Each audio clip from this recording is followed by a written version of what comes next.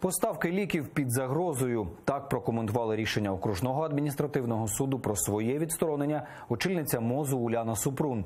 Прем'єр-міністр Володимир Гройсман в свою чергу заявив, атака на команду Супрун – це спроба повернути Україну в прірву минулого. Напередодні окружний адмінсуд Києва заборонив Уляні Супрун виконувати обов'язки міністра охорони здоров'я за позовом депутатів від фракції Радикальної партії. Судді вважають те, що Супрун тимчасово виконує обов'язки міністра такий довгий період, а не призначена повноцінним керівником відомства, є протиправним. Тему продовжить Олена Стецюк. Відсторонення ВО міністра охорони здоров'я Уляни Супрун – чи не головна тема на засіданні уряду. З неї і починає виступ Володимир Гройсман. Рішенням суду обурений. Каже, команду чиновниці атакують з першого дня її роботи. Програма «Доступні ліки», закупівля медикаментів напряму у виробника – усе це заслуги Супрун.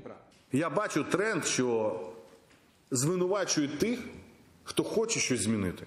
Борються проти тих, хто змінює, а не проти тих, хто довів це все до такого стану. Нас це не зупинить. Я можу це абсолютно чітко сказати. Ми будемо йти далі, у нас великі плани щодо зміни в системі медицини.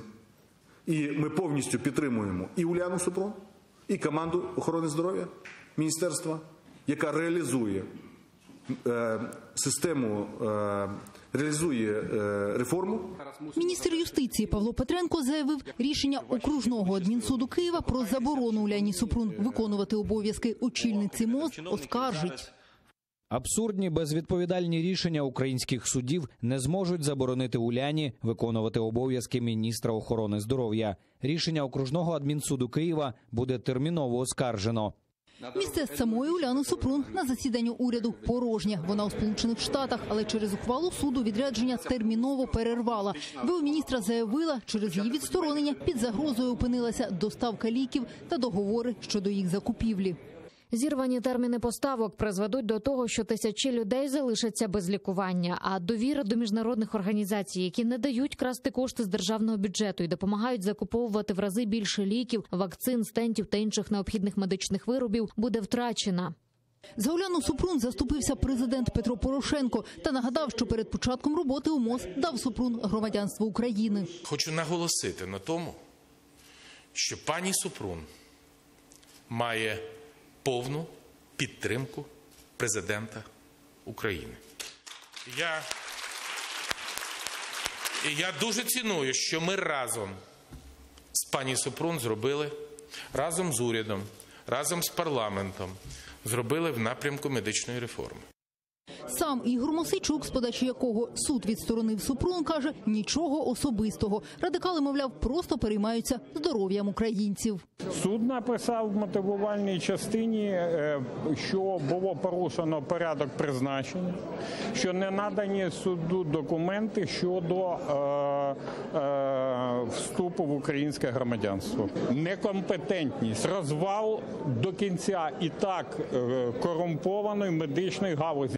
Колеги Мосійчука по парламенту кажуть, вирішувати, кому бути урядовцями – не повноваження суду. Ще мають претензії конкретно до цього суду. Наскільки мені відомо, той же самий суддя поновлював Насірова в зв'язку з відсутністю доказів про подвійне громадянство в тому числі. Якщо апеляція поставить крапку в цій ситуації і скаже, що рішення першої інстанції було неправомірним,